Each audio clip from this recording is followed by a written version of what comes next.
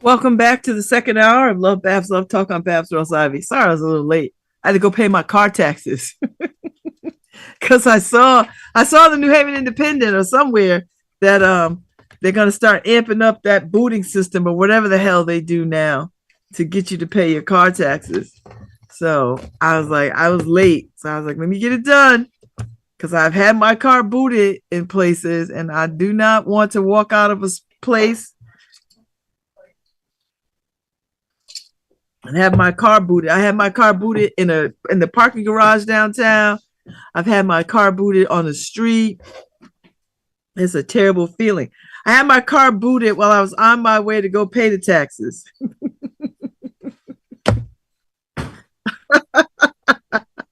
I'm on my way to go pay my taxes, and I come back and they booted it. I was like, I just paid my taxes. So I went right back in there and they came back around. I said, I was in here paying my taxes. That's what I came here for. And I got booted. So I don't know what to tell you. There's no shame in this for me. Sometimes I have it, sometimes I don't. Sometimes it takes a minute to get it together. So I just pay my taxes just now online. The second part, I already paid the first part, and whenever they tell you to do it, and they send you one bill or whatever, and they send you two bills in one envelope. So this one was due. When was this due? I think this was due in March, and yeah, it was due at the end of March. So yeah, it was due March 31st, and so I paid it today, April 8th, and and I gotta see if there's any more fees to this, because you could owe like $3 to some old mess, and they'll make your life a living hell. So since I just did it today, I'm not gonna do it again. I'm gonna wait a couple of days, and I'm gonna call and say I paid it online, but I paid it late, and I know you accrue some fees or something, some whatever. So yeah, because they just did it. They just did it. I just did it, and then it kind of kicked me out. But I checked my bank account, and it showed that it came out of my bank account, because when you get to the end and it's like finish, and then it'll ask you like, do you want to print this or whatever, and then it just said error, and then I couldn't get back. So I was like, what the hell? So it probably went to my it probably got emailed to me, which is fine. And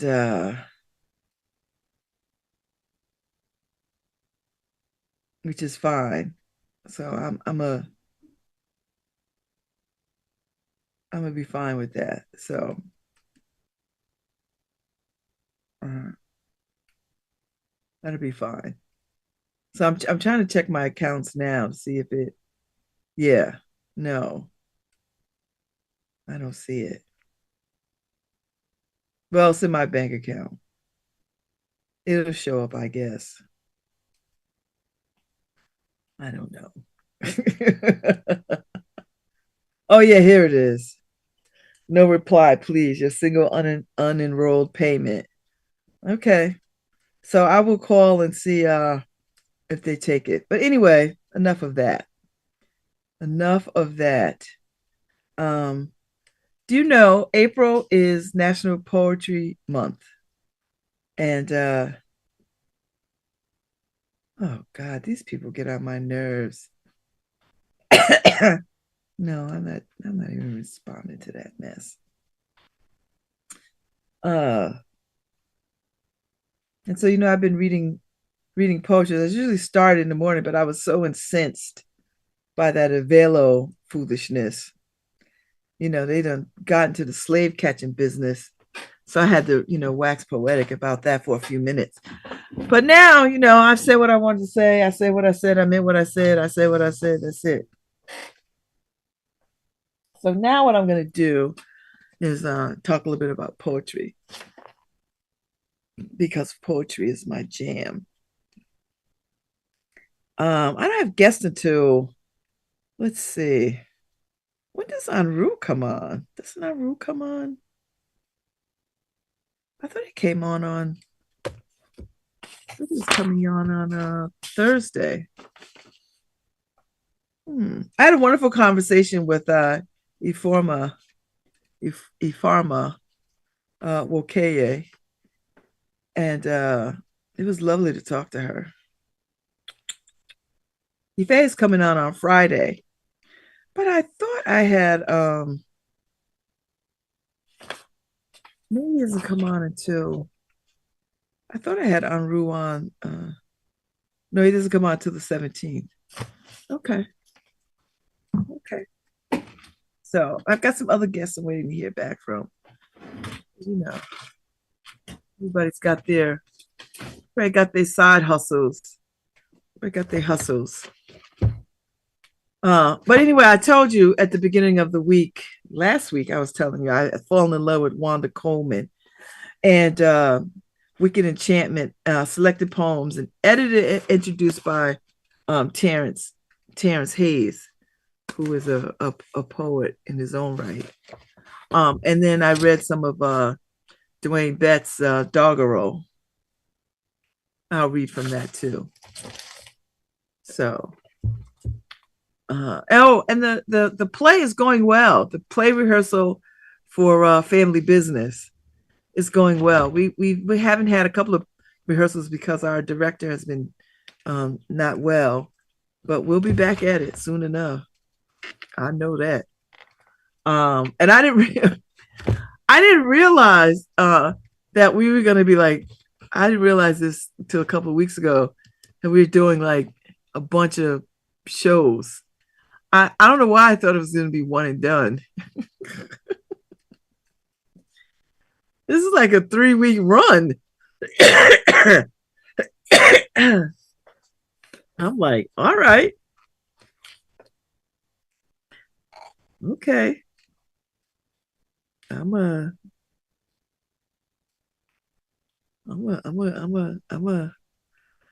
be prepared. Okay. American Sonnet number 34 by Wanda Coleman.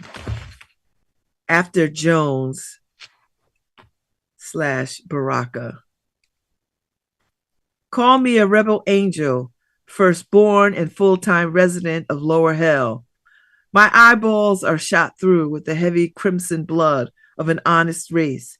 My skin is musky, dusky, wings shriveled, useless, lacquered to my back by generations of theopathy. Perverse Astasia, perverse Astasia. I be large-lipped, prodigal, oracle, nappy sign as assignations, the long shadow of my psychosexual dehumanization, blotting out all suns. I rule agony's pit.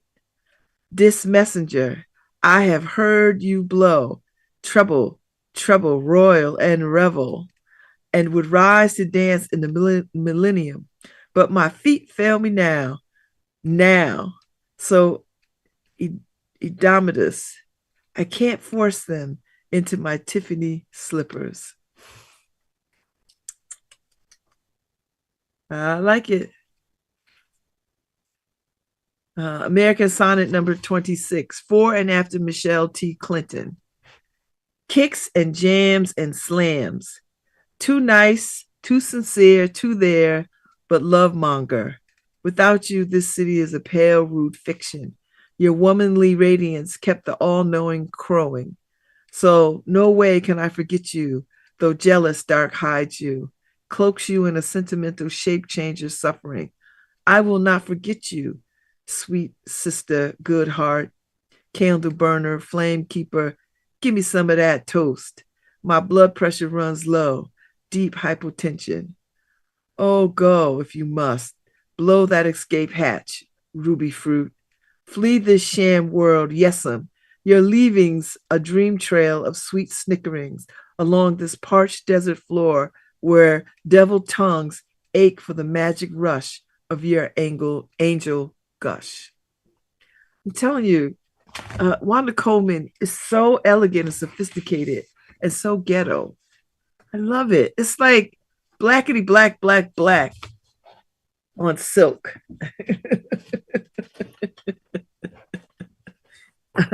She's just blackety black, black, black on silk. And I just love it. And her use of words and the arranging of words, it's just so beautifully done. I just feel like I'm elevated every time I read it. Like I'm made smarter. Do you know what I mean? It's like when you read Toni Morrison work, you're just made smarter. I just feel that way, you know. So it's one of those things.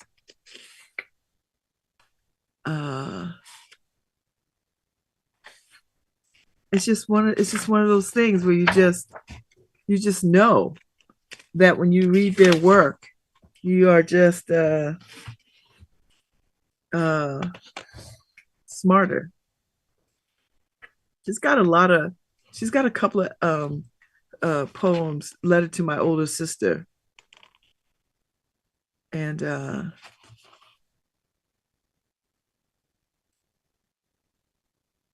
Essay on Language number 6, or Essay on Language 6. Dear Greenie, there are those who have no passion, but who are sensitive enough to sense the void within and therefore must imagine passion.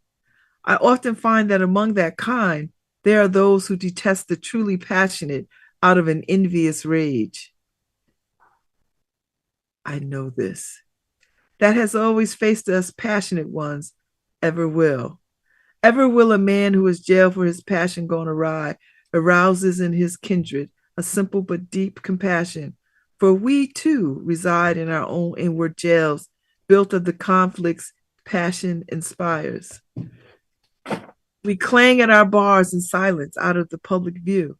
Like Paul said, you can't judge the depth of a man's passion by looking into his eyes. It comes on the aura of the skin, resides on the throne of presence, crackles on his breath, as in a woman's hard eye. Likewise is the display in a spectrum of tones, and not merely the cliche of purple. Sort of gives new context to one-eyed purple people eaters, doesn't it? It has always struck me funny that often the least passionate people are poets, contrary to myth. Perhaps it's a case of the poet giving all there is of passion to the verse, leaving those who hunger outside it sucking up air. I've certainly have a witness. I've certainly been a witness to the kind of passionless entity who must create chaos out of calm, and thence extract the passion. From the moment with the forceps of their ravenous intellect, prodding, pulling, and causing everything delicate to bleed, giving no consequence to damage, because now they have the passion from which to shape the poem. I'm sure you're familiar with that kind of psyche. I so, in your retreat, consider those drawn to just plain God awful poetry are not only drawn to it out of ignorance, but to the pools of unskillfully spilled passion they find brimming in the tongue. They are distance sick, made ill by the world in which violent passions are subsumed, made perverse, outlawed. They are all made ill by the word turned in on itself as constraint against release, dangerous abandon. I am always struck by the safe poetry, the most bloodless, banal crap I've ever had the misfortune to read, assembled out of the need for foundation money, the fear of risk, the need to be free of dolor, to create. Those pathetic versifiers have drained all passion from their words, the lustful or the didactic, lest they be rejected, or in peripheral ways oblique and dolor, drained Attic, oblique through reams, age musings and death Dale, reams and reams of the cutesy wootsy, the wootsy pootsy, and the gamst, gamesteristic. So that at the end of the process, one is dying to pick up a page of Jeffers, Kaufman, or Poe. Keats, for Christ's sakes. Go to a movie, anything to get neck deep in some good lickety kitty trash, because that's where the passion is dicking around fresh and alive, delivered on a paper plate, seeping grease, yet honest in its salty pleasure. Hot bologna and American cheese. That's why I find it so difficult to critique poetry. I realize that passion seeks its own heat, so to speak, and that the bardic bad serves in its way, as well as the good E.B. Browning or Edna St. V. Then, Greenie, there are those like me, besotted with passion. When touched lightly, passion oozes to the skin's surface and runs earthward. Passion leaks from ears, eyes, mouth, gummy with passion, crusting at the lips. Closed passion stained, unwashable passion in every step and gesture. Passion, overcome and overwhelmed and sickened by and with passion and desperate for the soul letting, given no consequence. Like I just love this stuff. I just love her work. I don't know. Ground stuck at the bottom of a red coffee mug, ink-stained sheets, sweat-soaked bandana, and spittle-damp doobies also quickly proved nowhere clues. The nosy dame, one wall over swears by Jacarity, she heard an argument and tusslings, punctuated by blood-curdling, howls which aroused indifference, since howls from who, me, recurred with piercing frequency. True mystery? Suicide, uptown cattywaggers dare, cry others cross town, 'twas murder so fair. Every mirror breeze seems to whisper Chinese. Coroner's report reads, demise by accidental suspension from own plot device. 20th century nod out too. Gargantuan efforts bags hurt-stained eyes, heat-cracked teeth, and back spasms at the overstress of a vow. Chaos has settled in and made itself to home. A concerto of coughs and moans, fortissimo, rude music for the cash bereft, as Titans dash in the space of a Hollywood toilet, whamming Sykes into last week. It's another day of dancing at the Holocaust, the same old cold-blooded bloodlessness, enervating the unlucky, the weak, the poor, just another mundane bash to inspire upper-class yawns. The four horsemen have capped the Fortune 500, and the apocalypse is in the mail. Yeah, she is something. She is absolutely something. Something. I could just I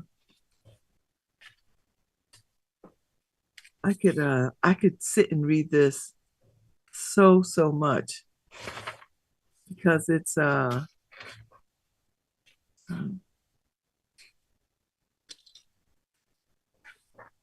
so wonderful.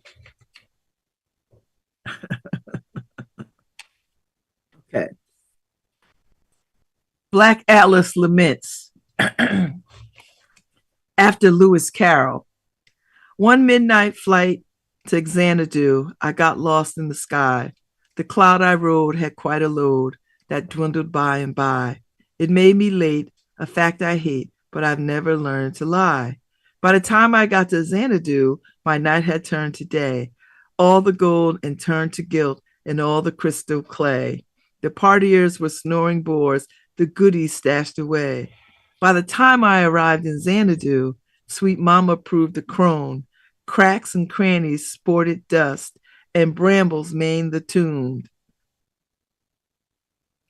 And everything I thought was steel had crumbled as if bone.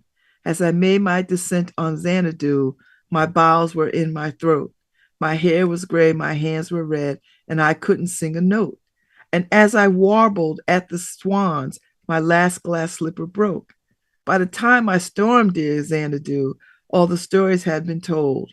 The mirth was spent, I hadn't a cent, my courage was going cold. And when I touched the hand of God, it simpered into mold. By the time I found lost Xanadu, my rose had lost his bloom. The music men had packed and fled. The dance floor was a tomb, and all the thrills that might been were shrieking in the gloom. One midnight flight to Xanadu, my heart fell from the sky. The cloud I rode had quite a load that dwindled by and by, which made me blue, but ever true, for I've not learned to lie.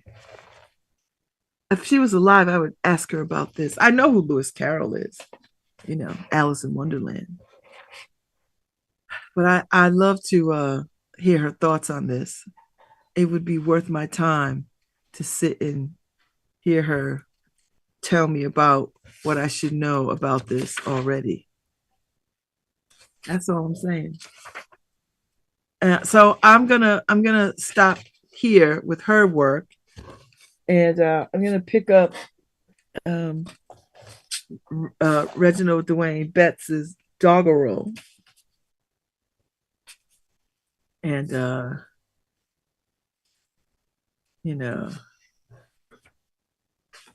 oh joy for Debbie.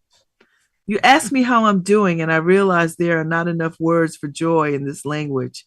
Not like in German, where a man can whisper a phrase for relief that roughly translates to, it felt like a stone falling from my heart.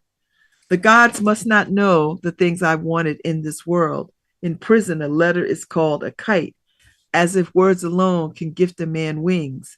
And I want to tell you that my body is a kite, swept into the wind to say some days my heart is the wildest, hungriest thing I know. Whatever about choices, follow me now, the erratic thing that knocks against my rib cage, says, and I have, everywhere, off cliffs and cities whose names I cannot pronounce, back into prisons, to walking Alec in a park with Debbie, to my son's basketball games, to weeping, and to down on my knees, to something I've never actually called joy, but just might be. That remembering of all things I believe needed, letting go, only to learn the raft on which I ride into, my today was built within. Losing weight. When I wanted to lose weight, when I started, it began with hunger, with needing to feel my body, asking for more of it all, butter and salt and forgiveness for Hennessy, cursing through these veins, another tide ushering back to all my prisons. It started with fear, or not fear, but walking literally with what I feared, a dog with teeth that flared when threatened, even if them vampire fangs wouldn't break my skin if I were another treat. We walk into the driveway's end, then more steps until the space past the yard felt safe, until this Jack Russell Terrier that fit inside my palm as a pistol once did. Let me slip all those memories. And yes, I began wanting the world as she did, full gulps of its scent until my nose twitched like a conduit for what might be possible. And somehow more and more and more of me disappeared during those moments with my loves, the puppy leading and the two lights illuminating my world. And maybe it's folly for a man to admit he's in love with a son young enough to still believe his father's burdens will not touch him, and an older son who knows it doesn't matter, because the only burden to worrying is never seeing your father weep. And now entire pieces of who I am have begun to fall from my body, worries, and so much more, as I become wildly as light as wind, as when my only burden was the cells I left behind.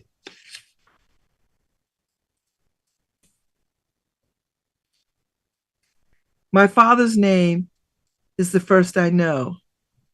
To say his nom de guerre is to summon a map of woe.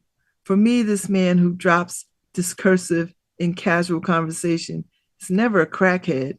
Instead, substrate and stratosphere, a concordance of mistakes, the tapestry. I lift from my shoulders and walk into the world. That poem was called Will They Reminisce Over You? Race.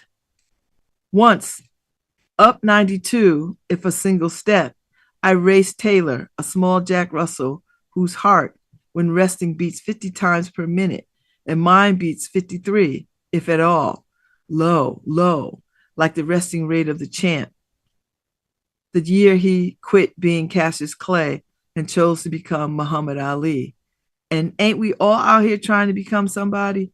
So once when Puppy wanted me to release her leash instead of holding tight, I say, down, girl. And she lies all cool on the asphalt, waiting to launch herself at the next child in cleats. But only with my say so, and only to steal a kiss. Shahid understands the desire to be seen as more than a threat waiting to pounce. And so instead of saying no, baby, I shout, race, race. And we run in these steps. And my heart rattles, and hers is audible, even as she paused, turned Tay-Tay, 2 steps at a time, and for a glimmer into the DeLorean. And maybe I'm flying back too, if to fly is to be unafraid, or the sunrise in your rib cage.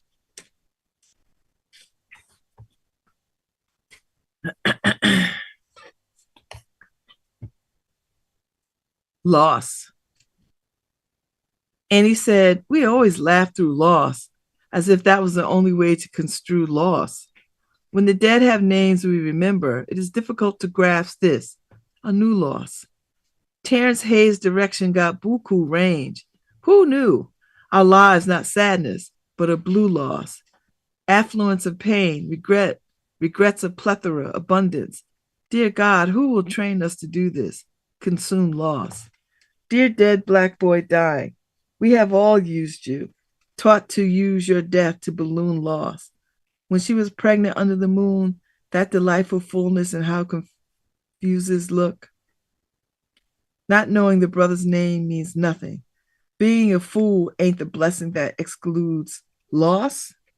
I tell my moms I'll divorce soon and she sighs. Dear Juvie, tell me love ain't how we accrue loss. In a fit of something, sadness or rage, or was it desire, Shahid began wearing his mask to prune loss. These are quite beautiful.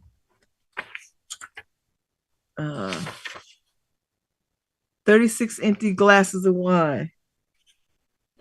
And a dog that appears as if an apparition, but isn't that always the case in those chambers where wild animals humor our need to be loved? Shahid spent years starving for love, is what I fear, confessing as I wander off alone. And by the time I return, the table of 36 glasses has become a symphony of wet fingers circling the rims of what has become, as if by alchemy, musical instruments. And then, without barking, the heart's echo returns and leaps into a lap at the closest table. The quiet terrier, just another curious diner. And someone's little baby girl waves at me. And Jamila, staring at the specially prepared vegan meals, says, I want to cry, which reminds us all how what brings you joy might bring you tears, as if or because your body is a flower starving for water.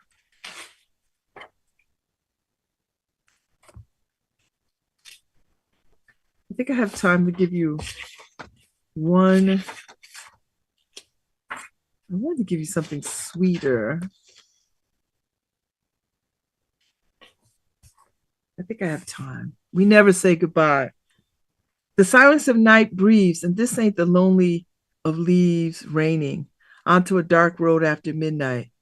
And so one of us disagrees, us to a village in a country where we've never held hands, where men transform silkworm cocoons into silk threads into quilts. The entire process alchemic, frayed remnants of a butterfly's past becoming, the quiet where lovers disappear at night. Shahid knows that there is no disappearing in prison. What do any of us deserve? I close my eyes, touch a tooth mark beneath my heart. Penitentiary cells nearly became my womb. I duck contretemps and mischance. What might I deserve? After some seasons with this belonging, feeling like heroin, you, breathing, here, and now, twice, my tears on your lips. Reginald Dwayne Betts, Doggerel poems. Happy April was Poetry Month. Well, tomorrow's the middle of the week. Again, it comes. The middle of the week just shows up. I'll be back tomorrow. Get out there and enjoy this cold spring day. I'll see y'all tomorrow. Thanks, Harry. Thanks, Paul.